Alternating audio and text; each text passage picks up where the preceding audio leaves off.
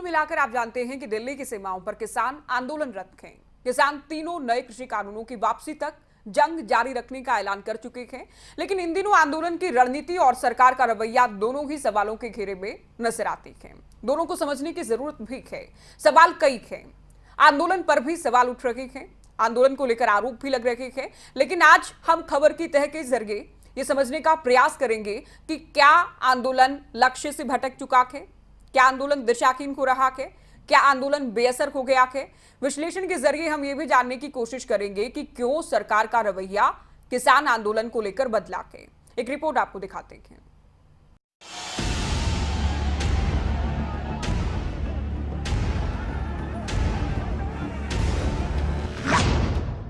किसानों का आक्रोश चरम पर।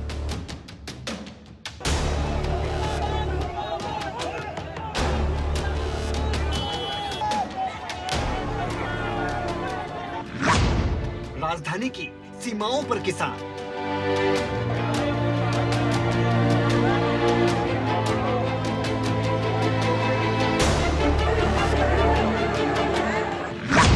नेताओं का विरोध कर रहे किसान।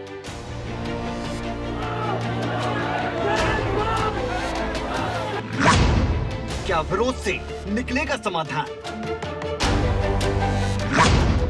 कब बातचीत करेंगे सरकार और किसान? जी हां, किसान 7 महीने से ज्यादा समय से राजधानी दिल्ली की सीमाओं पर आंदोलन कर रहे हैं।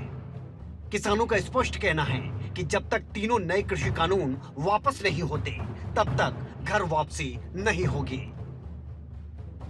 किसान आंदोलन को लेकर अब बातचीत का सिलसिला ऐसा थमा है कि 26 जनवरी के बाद कोई बातचीत नहीं हुई। ऐसे में किसानों की ओर से सरकार से जुड़े नेताओं के विरोध का फैसला भी लिया गया। खासतौर पर हरियाणा में किसान बीजेपी जेजेपी नेताओं के खिलाफ सड़कों पर उतर रहे हैं, काले झंडे दिखा रहे हैं, नारेबाजी कर रहे हैं, घेराव का प्रयास किया जा रहा है। इस दौरान कई बार स्थिति बिगड़ने की तस्वीरें भी सामने आई।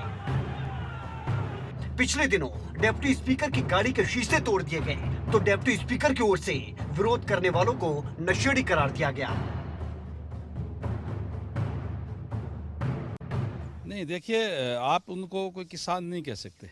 किसान नहीं थे। मैं ये कह सकता हूँ कि वो कुछ नशेड़ी टाइप के लोग थे उसके अंदर। कुछ 2-4 और कोई गांव से आ सकते हैं, लेकिन जो ज्यादातर जो लोग थे वो जो नशा करने वाले हैं, जिनकी शक्ल से लगता है वो उस टाइप के लोग थे। किसानों के प्रदर्शन से जुड़े कई मामले गरमाए। वहीं जेजेपी विधायक देवेंद्र बबली और किसानों का प्रकरण भी आप भूले नहीं होंगे। दूसरी ओर हरियाणा सरकार, जो किसानों को लेकर सॉफ्ट कॉर्नर रखती थी, वो भी अब कड़ा रुख अख्तियार करने की तैयारी में है। पिछले दिनों सीएम मनोहर लाल की ओर से ये तक कह दिया गया कि आंदोलन स्थल पर आंदोलन की आड़ में अनैतिक और अमर्यादित काम किए जा रहे हैं। ठीक है, अगर शांति प्रिय किसान आंदोलन चलता रहे तो हमें भी उसमें कोई आपत्ति नहीं, लेकिन जो इनकी हिंसात्मक गतिविधियां, न केवल अहिंसात्मक बल्कि न केवल हिंसात्मक बल्कि अनैतिक गतिविधियां भी जो इनकी होने लग गई हैं, ये बहुत एक चिंता का विषय है। इससे सारा मैंने अवगत कराया उनको। टिकरी बॉर्डर हो, सिंगू बॉर्डर हो, जिस प्रकार स्थानीय लोगों का विरोध वो करते हैं और स्थानीय विरोध भी उनका विरोध करने लगे स्थानीय लोग भी, और अनैतिकता की तो सीमा हो गई है। सीएम के अलावा डिप्टी सीएम दुष्यंत चौटाला भी आंदोलनकारियों को लेकर बड़ी बात कह चुके हैं। दुष्यंत की ओर से आंदोलन के पीछे राजनीतिक महत्वाकांक्षाओं को कारण करार दिया गया। अब तो आंदोलन ये रह गया कि कैसे सरकार का विरोध किया जाए, जेजेपी और बीजेपी का विरोध किया जाए। और मुझे लगता है अब इस आंदोलन का फेस वो किसान संगठन नहीं बचे, अब इनका फेस कहीं ना कहीं राजनीतिक लोग बन चुके हैं।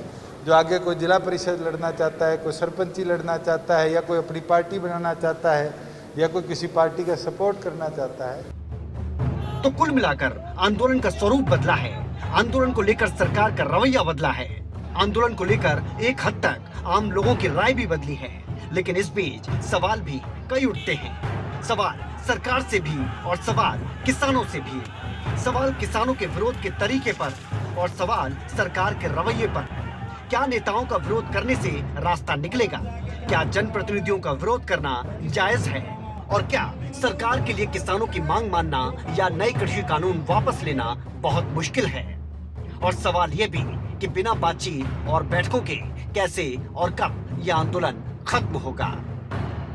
ज्योति संगवान, न्यूज डेस्क, खबरें अभी तक।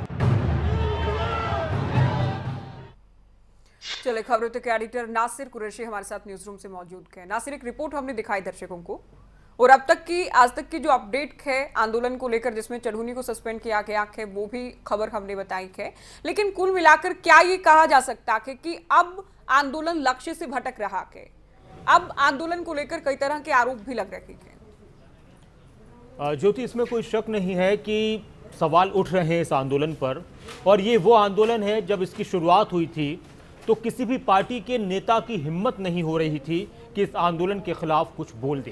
बिल्कुल। इस आंदोलन में शामिल होने वाले किसानों के खिलाफ कुछ बोल दे, या इस आंदोलन में शामिल होने वाले एक आध नेता को छोड़कर, किसान नेता को छोड़कर बाकी के किसान नेताओं के खिलाफ बोल दे, चाहे वो विपक्ष के लोग हों चाहे वो सत्ता पक्ष के लोग हों। आंदोलनकारियों का ये कहना है कि हमारे पास बहुत सारा वक्त है और हम इस आंदोलन को तब तक लंबा खींचेंगे जब तक कि हमारी मांग पूरी नहीं हो जाती। बिल्कुल। लेकिन इसमें भी कोई शक नहीं है कि जैसे जैसे ये आंदोलन बढ़ता जा रहा है वैसे वैसे इस आंदोलन की धार कम होती चली गई है, और उसके बावजूद भी जिस आंदोलन को राजनीति से बिल्कुल दूर रखने की कोशिश की गई थी, उस आंदोलन का राजनीति से जुड़ाव वो महसूस होने लगा है और उसको लेकर सवाल उठने लगे हैं। और अब खुलकर नेताओं की तरफ से ये कहा जाने लगा है कि यह आंदोलन कुछ नेताओं की, कुछ लोगों की राजनीतिक महत्वाकांक्षाओं को पूरा करने के लिए है। जिस तरह से आंदोलनकारियों ने, किसान नेताओं ने बंगाल में पहुंचकर बीजेपी का विरोध किया, वहां से फिर इसकी शुरुआत हो चुकी थी कि अगर आप वाकई में राजनीति से दूर हैं तो फिर आप इस तरह से किसी पार्टी का विरोध क्यों कर रहे हैं। बिल्कुल। लेकिन आंदोलनकारी शुरू से ही ये कहते हैं कि हम बीजेपी के मुखालिफ इसलिए हैं क्योंकि बीजेपी इन कानूनों को हम पर थोप रही है। अब जिस तरह से गुरनाम सिंह चढ़ूनी के बयान आए और उससे अपने आप का किनारा किया जाना, संयुक्त मोर्चा की तरफ से गुरनाम सिंह चढ़ूनी का बयान सबने सुना कि अपनी पार्टी बनाए और खुद से राजनीति में आए, पंजाब से शुरुआत करें, इस तरह की बातें थी। तो अब यहां पर संयुक्त मोर्चा ये जताने की और दिखाने की कोशिश कर रहा है कि हमारा ये आंदोलन, और अभी बूटा सिंह भी बोल रहे थे कि हमारा ये आंदोलन राजनीति से बिल्कुल पाक साफ है, और अभी तक यहां पर राजनेताओं को आने की परमिशन भी नहीं थी। हो सकता है कि आने वाले वक्त में, देखिए एक बात को मैं और जिक्र करूं कि अभय चौटाला वगैरह भी वहां पर पहुंचे थे और दूसरी पार्टियों के नेता भी वहां पर पहुंचे थे, लेकिन मंच से किसी को भाषण नहीं देने दिया गया। अभय चौटाला को इसलिए देने दिया गया कि उन्होंने इस्तीफा दे दिया था।